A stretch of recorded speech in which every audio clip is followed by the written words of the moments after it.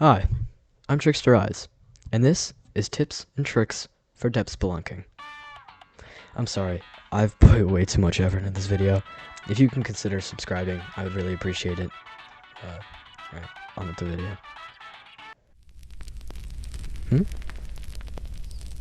Oh, I was not aware I had visitors. Oh, how oblivious of me. What's that? You want to get better at Spelunking? Perhaps maybe get tips and tricks? I see. Well, allow me.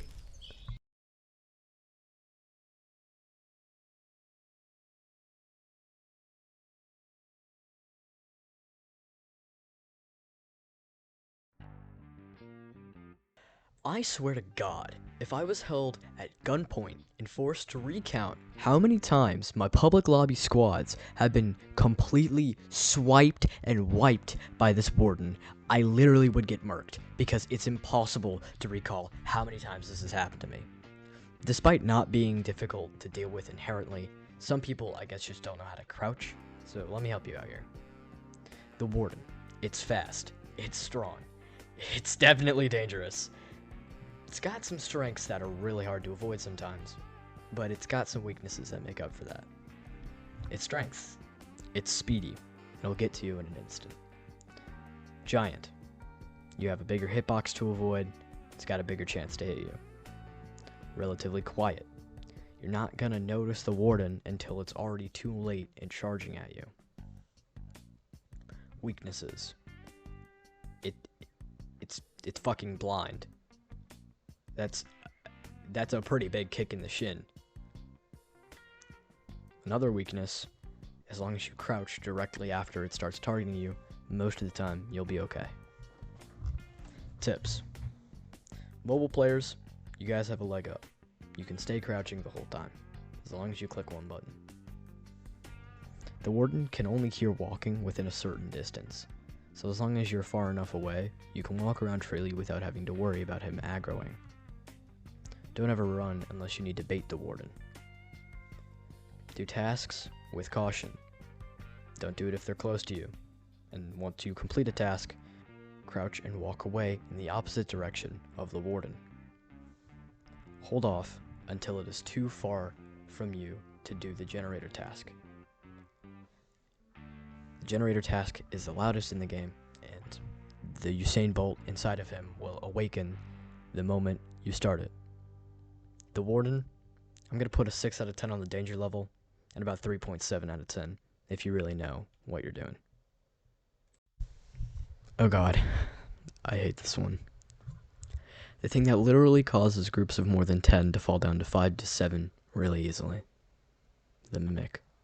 It's fast, it's deceptive, and it's easy to lose track of in the heat of more than one entity on the map. Caution is advised. Strengths. Becomes better if communication is poor in the lobby. Randomly chats and sometimes can break free of its robotic movement. Can change forms once killing a player, essentially making it harder to detect if a lobby is bigger. Fast. Aggroes somewhat easily. Radar item does not work on mimics. Weird and janky big hitbox. Weaknesses. Chats are not human-like. Robotic movement. Weaker the more communication is increased, or quality of communication is above average in servers. If it kills a player, 9 out of 10 times the player will leave the lobby. If one memorizes avatars to names, then mimic is easy to rule out. Smaller lobbies can rule out mimics. De-aggroes somewhat easily. Giggling is heard once aggroed. The mimic is a formidable foe and is one of the more common entities in the game. You'll likely encounter the mimic through a couple of floors during your playthroughs. The mimic has the ability to disguise itself as a random player, which changes once killing another player, essentially making it a moving target. Tips. Stick in groups. Footsteps sound like they're always on the elevator flooring, so it's easy to rule out who is who via footsteps. Vote on mimic radar. Develop forms of communication. Use radio. Keep items like energy drink until an encounter to easily outrun.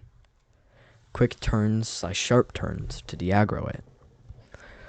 Make weird and janky movements to let others know that you are not a mimic.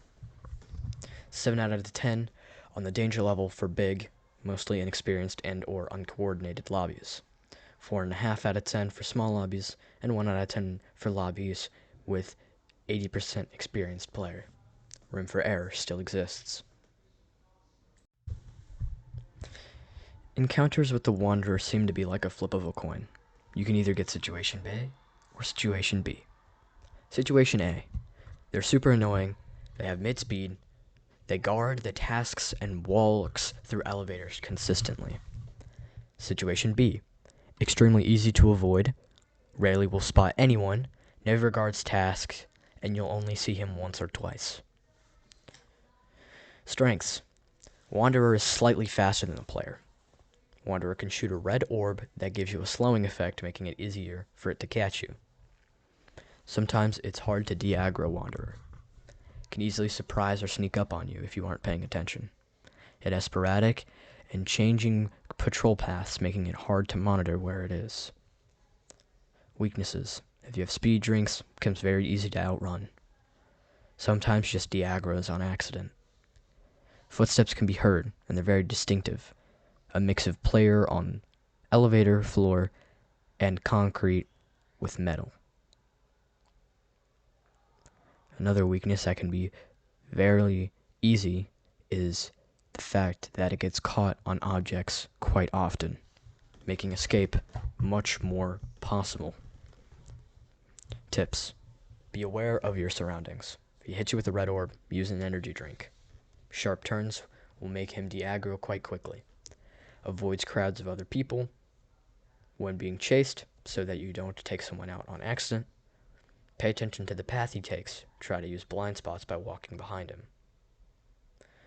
Overall, it's definitely one of the big 3 that you'll encounter, and he's very easy to avoid. I give it like a 3.5 out of 10 in terms of danger if you're new, and a 1.5 if you've encountered him once. Obviously, there's still room for error. But what about the rest of them? Aren't there like a ton of enemies in the game? Aren't there bosses?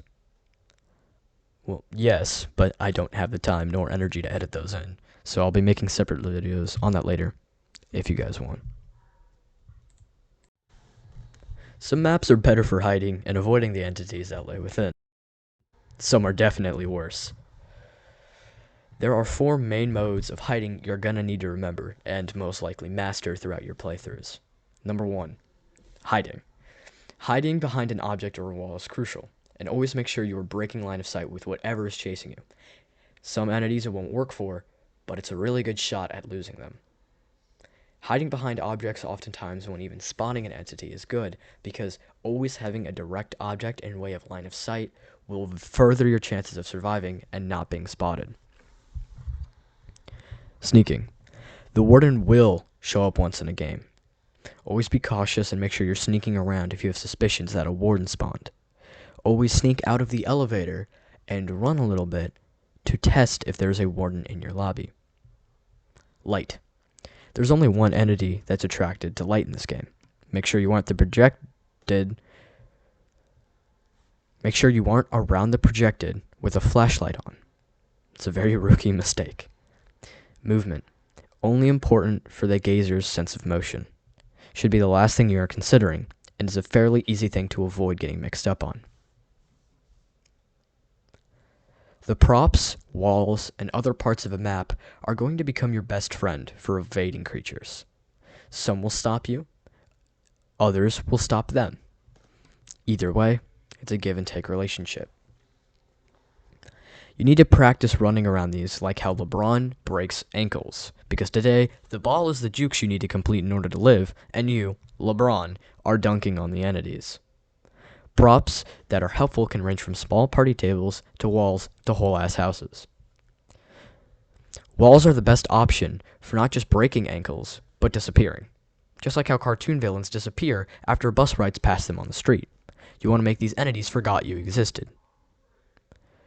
Oftentimes, Pathing could break all more jagged or textured walls, things like cavern maps or the invisible walls on the dock map.